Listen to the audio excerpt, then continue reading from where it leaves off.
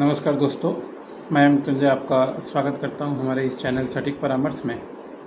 और देखिए, प्रधानमंत्री नरेंद्र मोदी ब्रिटेन की यात्रा पे हैं और ब्रिटेन की यात्रा पे होने से कुछ फ़ायदे और नुकसान दोनों देशों को होने वाला है। और दोनों देश इसमें ट्रेड एग्रीमेंट या कुछ ऐसी चीज़ें खोज रहे हैं जिससे मान लीजिए दोनों देश को फ़ायदा मिल पाए, यानी हमारे देश के बिजनेसमैन को वहाँ पे मौका मिल पाए, कंपनियों को ब्रिटेन में मौका मिल पाए और ब्रिटेन की कंपनियों को भारत में मौका मिल पाए। तो इसके लिए बहुत दिनों से, लगभग 1 साल पहले से ही ये कोशिश हो रहा था। FTA जिसको बोलते हैं, फ्री ट्रेड एग्रीमेंट। इससे पहले भी बहुत बार देखा होगा आपने, दुबई में हुआ था, तो उसमें गोल्ड कुछ सस्ता हुआ था ट्रेडिंग के लिए। तो ये कुछ टाइम बिंग के लिए होता है, 2 साल 3 साल 5 साल ऐसा एग्रीमेंट होता है। तो और दोनों जो कंट्री होते हैं वो उस पर से एग्रीमेंट पे सिग्नेचर करते हैं।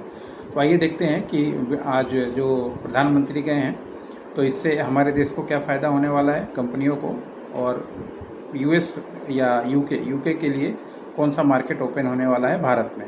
क्योंकि मान लीजिए अगर भारत में मार्केट ओपन होता है तो टेक्नोलॉजी भी आएगी और थोड़ा कंपटीशन भी बढ़ेगा। ये दो चीज़ जो है मार्केट में हमेशा होता है। तो देखिए, अभी प्रधानमंत्री मॉरिशस और ये ब्रिटेन, ये 2 जगह जाने की तैयारी में है।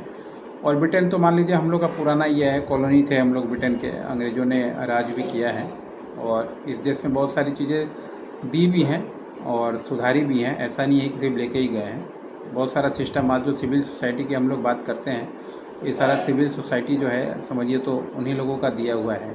नहीं तो भारत में ऐसा कुछ नहीं था। यहाँ तो सिर्फ अभी भी आप देखिए, जात भाषा और इसके ऊपर लोग लड़ बैठे हैं। तो आज से उस समय क्या सिचुएशन होगा ये समझिए।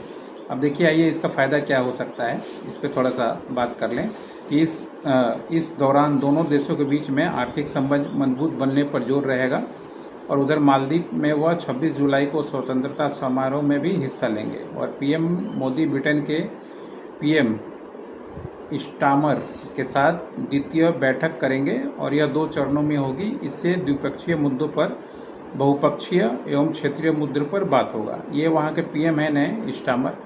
अब देखिए, जो हस्ताक्षर होगा खासकर ट्रेड डील के लिए, उसमें क्या क्या फ़ायदा आपको मिलने वाला है, हमारे देश को क्या फ़ायदा मिलने वाला है और उनके देश को क्या फ़ायदा मिलने वाला है। यह यात्रा मुख्य आकर्षण भारतीय ब्रिटेन मुख्य समझौता FTA पर औपचारिक हस्ताक्षर होगा। बताया जाता है कि इस समझौते के 99% निर्यात पर टैरिफ कम होगा, जिसमें वस्त्र यानी गारमेंट, चमड़ा, लेदर और इंजीनियरिंग सामान जैसे क्षेत्रों में भारतीय निर्यात को बढ़ावा मिलेगा। यानी एग्रीमेंट जो होगा उससे कौन कौन सी इंडस्ट्री को फ़ायदा मिलेगा। और ब्रिटेन जो है अपने टैरिफ में कम करेगा, यानी 99% टैरिफ में कम करेगा, यानी जो वहाँ का जो टैक्स होता है वो टैक्स कम लगाएगा। तो किस पे? चमड़ा उद्योग, लेदर इंडस्ट्री, इंजीनियरिंग गुड्स और वस्त्र, यानी जो हम लोग पहने हुए हैं कपड़ा, इस पे वो लोग कम करेंगे। इसके लिए इंडियन कंपनियों के लिए वहाँ का मार्केट खुलेगा। अब यहाँ का मार्केट, भारत का मार्केट से ब्रिटेन को क्या फ़ायदा होना है? इसके बदले में ब्रिटेन के विस्किक्स, ऑटोमोबाइल और चिकित्सा उपकरणों को भारत का विशाल बाजार हासिल होगा।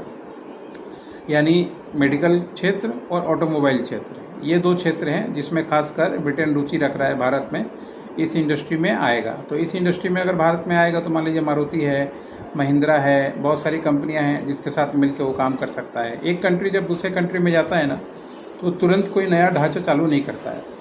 वहाँ के जो ऑनगोइंग क्लाइंट्स हैं या ऑनगोइंग कंपनियां हैं, उनके साथ ही देखिएगा वो पार्टनरशिप करके काम करते हैं, क्योंकि ये गवर्नमेंट का नॉर्म्स भी है। और उतना वो सेटअप करने जाएगा तब तक पता चला कि FTA का टाइम ख़त्म हो गया। तो इसका फ़ायदा यहाँ की कंपनियों को भी जो है वो मिलेगा। इसके अलावा जलवायु, स्वास्थ्य और शिक्षा, ऐसी चीज़ों पे भी जो है बातचीत होगी।